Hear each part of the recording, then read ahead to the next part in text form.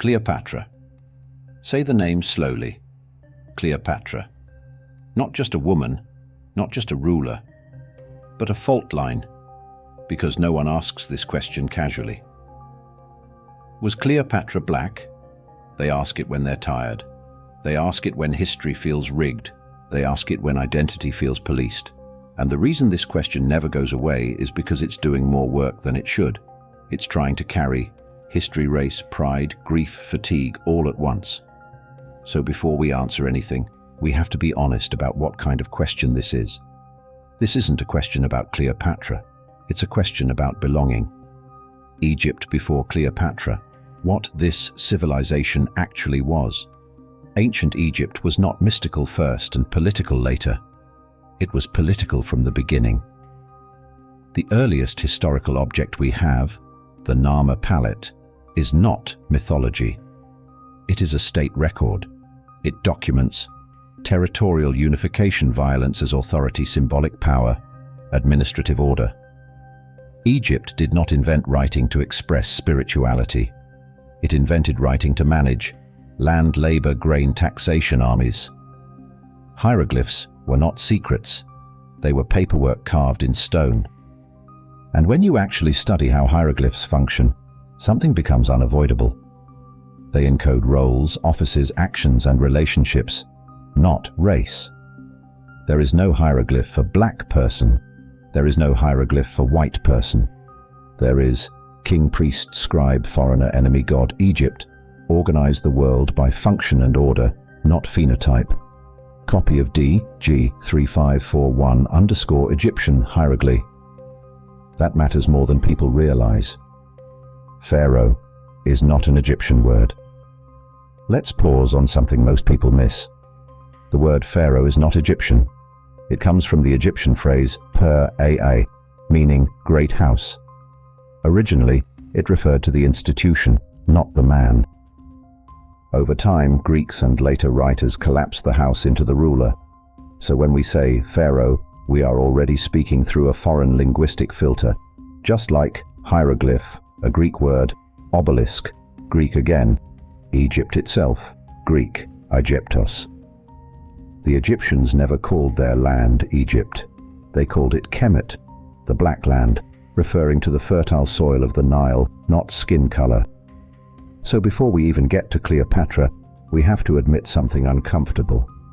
We are already talking about Egypt in non-Egyptian language. Cleopatra wasn't Egyptian. Either now, we arrive at Cleopatra. First correction. There were 7 Cleopatras. 7. Cleopatra the 7th is the one everyone argues about. She belonged to the Ptolemaic dynasty, Macedonian Greeks who ruled Egypt after Alexander. Her name, Cleopatra, is Greek. It means glory of the father, not Egyptian, not African, Greek. She was born in Alexandria, a Greek city built on African soil, and raised in a court that spoke Greek, governed in Greek, and educated in Greek philosophy. And yet, Cleopatra the 7th did something no other Ptolemy bothered to do. She learned Egyptian. She spoke to the priesthood in their own language. She presented herself in Egyptian religious iconography. She ruled as pharaoh, not just queen. That was political intelligence. But it does not change her ancestry. Coins minted during her reign, state propaganda, show her with features consistent with Macedonian lineage. Roman sources mocked her ambition, her intellect, her sexuality. They never racialized her. That silence is not accidental. Colorism, the part no one wants to name. Now we need to talk about colorism, because this debate does not exist in a vacuum. Colorism operates within Africa, within the Arab world, within the black diaspora.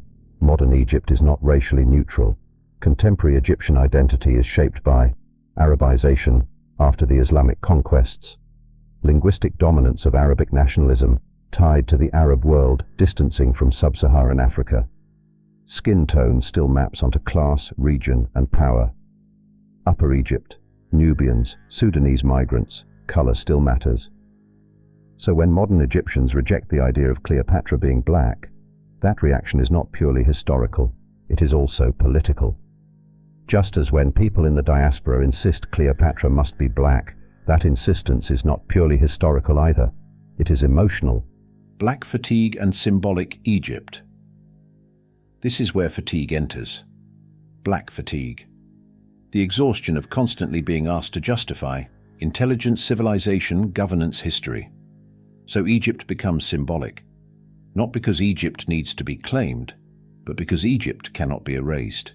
3,000 years of bureaucracy, writing when Europe was prehistoric, a state that outlived dynasties, invasions, religions. Egypt becomes the shield, and Cleopatra becomes the spear. But when Egypt is reduced to symbolism, history fractures. Everything else gets eclipsed. Nubia, Kush, Aksum, Mali, Songhai, Benin, Egypt becomes the only acceptable proof of African greatness. That is not liberation. That is compression. Modern Egypt, language and cultural drift today, Egyptians speak Arabic. Not ancient Egyptian, not Coptic except liturgically, not Greek. Arabic. That doesn't make them less Egyptian. Culture shifts, languages change, identities layer. Ancient Egyptian became Coptic. Coptic was written with Greek letters. Greek administration displaced Egyptian. Arabic later displaced Greek. Culture is not static. So when people argue about real Egyptians, they're missing the point. Egypt has always been plural. What changes is which layer people choose to emphasize. So, was Cleopatra black? Depends. Here's the most honest answer. It depends on which Cleopatra who is asking what they mean by black and why they need the answer by ancestry. No evidence supports it. By geography, she ruled Africa. By culture, she performed Egyptian kingship. By symbolism, she represents power in an African context. All of these can be true at once. That's how culture works. What this question is really about Cleopatra is not the problem. The problem is that we are asking history to heal wounds it did not create. We want history to validate us, to reassure us, to correct the present. But history's job is not comfort, it is clarity. And clarity tells us this: you don't need Cleopatra to be black to affirm African greatness. You don't need Egypt to be racially pure to claim it as African. You don't need ancient figures to look like you to belong to history. What you need is the confidence to stand without borrowing symbols. Cleopatra was a ruler at the end of a world. How we argue about her tells us more about our present than her past.